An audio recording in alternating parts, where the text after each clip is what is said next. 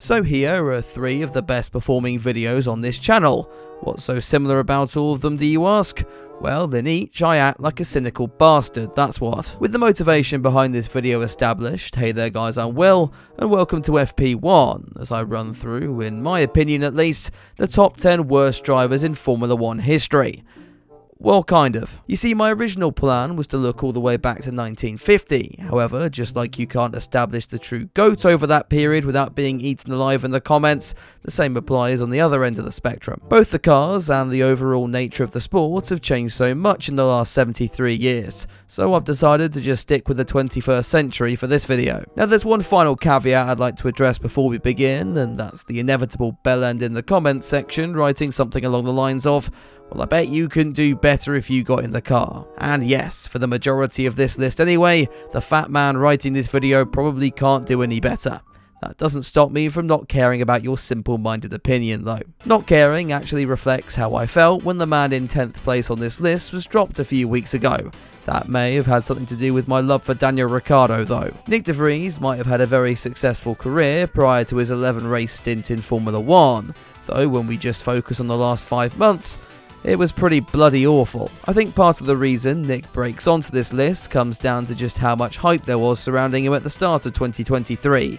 Points in the Williams on debut is nothing to scoff at, it has to be said. Unfortunately, by race 2 in Saudi Arabia, that hype had already petered out, as we watched Nick struggle to come to terms with an already challenging AlphaTauri box. More mistakes would follow in Baku and Spain, with the Dutchman spinning not once, but twice in the same place on Saturday, only piling more pressure on the blood vessels inside Helmut Marko's forehead. That qualifying session actually solidified de Vries' place on this list. Drivers of this calibre rarely make the same mistake twice, and whilst the car didn't help him, Nick was out of his depth this year. De Vries might have had potential, but couldn't do much with it.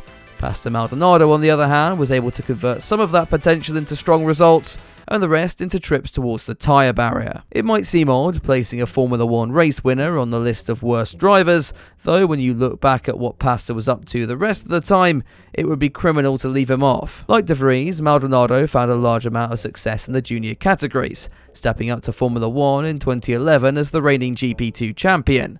That previous campaign also included moments like this, which were a precursor to what we saw him do in the top level of motorsport. Whether it was navigating the first corner, entering the pit lane, or overtaking Karen Hamilton, this guy entered the sport with the sole aim of completing his DNF bingo card. Now, it would be unfair to forego mentioning that Spanish weekend in 2012, a race that as time goes on, becomes even more hard to believe that it really happened. Maybe it was the idea that a Williams car could have pace, who knows, but on that day, Maldonado did, and he fully deserves that victory. Pastor would eventually have a falling out with Williams and set his sights on the front-runner's Lotus for the turbo hybrid era.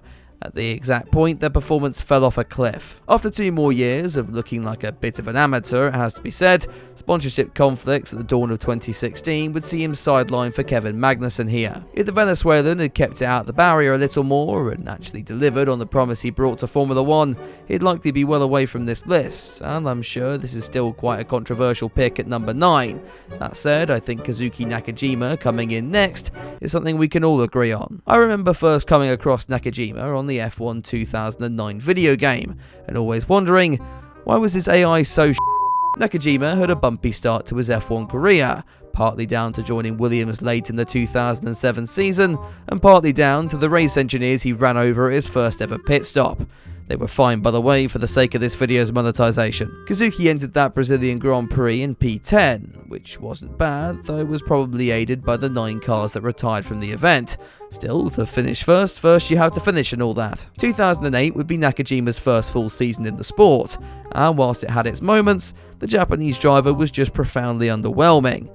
And any good results found themselves undermined by moments like this one where he couldn't even enter the pit lane. The Kazuki of that year though would look more like Max Verstappen compared to the version that we got in 2009, Nakajima failing to pick up a single point compared to the 34.5 scored by teammate Nico Rosberg. If they were taking selfies together, that might just explain the performance gap though. After being dropped at the end of 2009, Nakajima almost joined the new Stefan Grand Prix team. However, they failed to make it to the grid in 2010.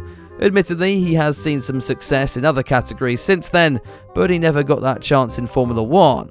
One man who did get that second chance was Karthus Kane, though whether he deserved it is a different matter. India's first driver to make it to Formula 1 first hit the grid with the Jordan team during its death throes in 2005, with no big results to his name unless you count a Formula Asia Championship 9 years prior. His poor results were at least masked by having Thiago Monteiro as a teammate, though in fairness he did take a phenomenal P4 at the US Grand Prix that year.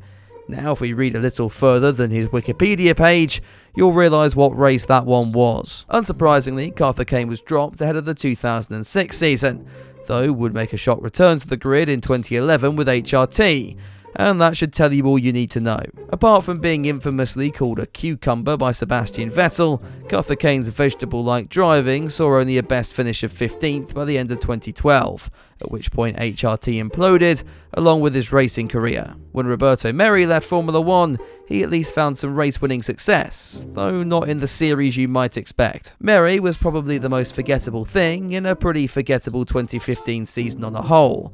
The Spaniard had won the F3 Euro Series, an international trophy in 2011, though it otherwise kinda come out of nowhere.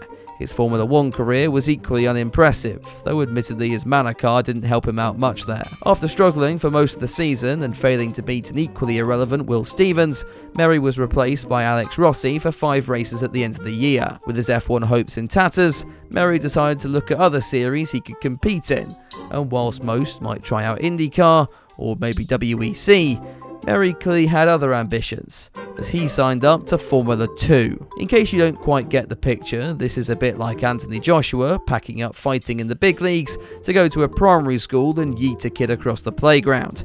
Imagine then how embarrassing it would be for him to lose that fight, as that's pretty much what happened to Merhi here. There were some strong results and even a few podiums, though all in all his time in F2 between 2017 and 2022 only deepened the mystery further as to how he was allowed into Formula 1 in the first place. That same question could be poised to Alex Yoong as well, though the answer is fairly obvious.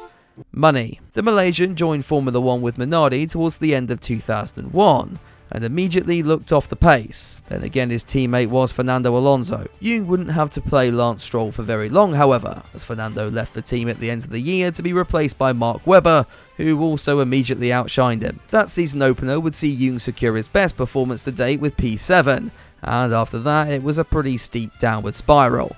Lapping 4 seconds off the pace in Austria later in the year didn't help his prospects and led to the team removing Yoong from the car for 2 races to both aid his development and keep Minardi's running costs down. When Alex returned, he was admittedly quicker.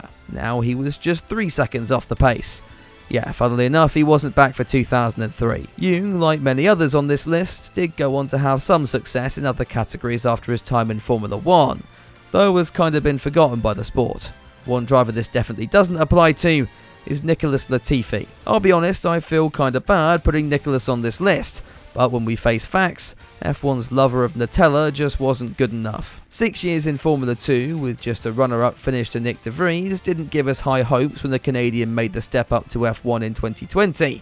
That said, he would take that dog of a Williams to P11 on several occasions, and would have likely beaten teammate George Russell in the championship that year had he not stepped in for #blessed in Sakia. 2021 would see further improvement from Latifi, achieving what many on this list have failed to do and scoring points in both Hungary and Belgium.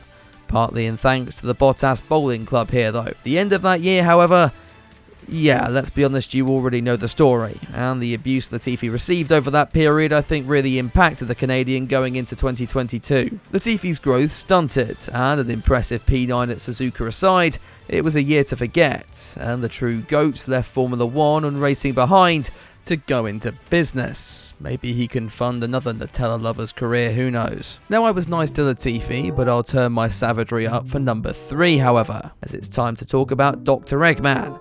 I mean, you knew he was going to end up on this list at some point, didn't you? When Nikita Mazepin was rumoured to be joining Haas for the 2021 season, I don't think anyone could believe it.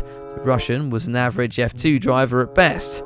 Not awful by any means, but not Formula 1 caliber. However, when it's Haas making the decisions, you just know they're going to end up making the wrong ones, which was proven almost immediately when Mazepin revealed to the world that he was a grade A arsehole. His taxi adventure aside, Mazepin's off-track behaviour was nothing new to the 3 fans he had following him in the junior categories, and when his on-track antics proved equally incompetent, it wasn't long before Mazepin was nothing more than the butt of the joke. Without Putin's Ukrainian holiday, we might as well have seen a lot more of him, and I'll be honest, it's seasons like 2023 where I do kinda miss his antics. The rest of the sport seemed pretty happy to see the back of Mazepin, as they were when Yuji Ide was kicked out by the FIA in 2006. Now, I've made a video on Ide before, one that YouTube clearly found so shocking they decided to age restrict it over how bad he was. The Japanese driver only got to F1 in the first place due to Honda favouring patriotism over their clearly malfunctioning brains.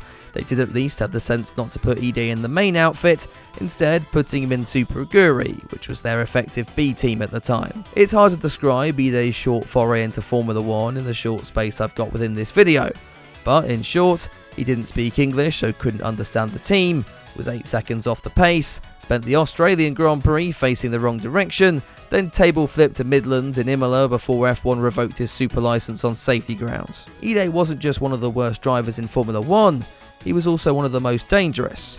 How can we top that, you ask?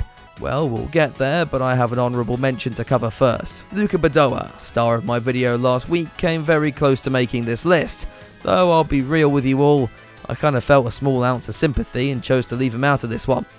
Nah, I'm kidding, I just can't be asked with that comment section again. Luca's F1 career was mainly tethered to the 90s anyway, so he wouldn't really fit the criteria for this list, though if you want to find out about his interesting return in 2009, I'll have linked the video in the top corner by now. Let's then move on to the actual worst driver in F1 history. And you know what, scrap the whole last 23 years thing, because this guy probably would have taken top spot regardless. This is Chanuk Nasani. If that last name sounds at all familiar to you, it's because we're talking about the father of F2 racer and driving terrorist Roy Nasani. And let's just say, inability to control the racing car runs in the family. Nasani Sr. wasn't really a racing driver anyway. He was a businessman and used his huge wealth to buy his way into the Minardi F1 team. At the ripe young age of 41, Nasani ventured out to the circuit for the first time at practice for the 2005 Hungarian Grand Prix, where he quickly found the gravel trap and beached the car. It doesn't sound like things could get much worse, but trust me, they do. Nasani was unable to remove the steering wheel from his Minardi and thus couldn't actually get out of his car. As a result, the race marshals just craned his beach machine off the track with Nasani still sat in the driver's seat. Shockingly enough, when they did get Nasani out of the car, he never returned to an F1 cockpit again. That then was my list for the top 10 worst drivers in modern Formula 1 history. Now I'm sure you probably disagree with at least one of my picks, and if so, that's absolutely fine. Just let me know your rankings down in the comments and help out the algorithm while you're at it. If you enjoy the video regardless, I'd appreciate it if you dropped it a like and sub to the channel. And as always, I'd like to take the time to thank all of my members and patrons for supporting me further as well. If you'd like to get involved and get early access to videos like this one, then head down to the links in the description below. For now though, that's all from me. I'll be seeing you very soon with another video, but until then, have a good one.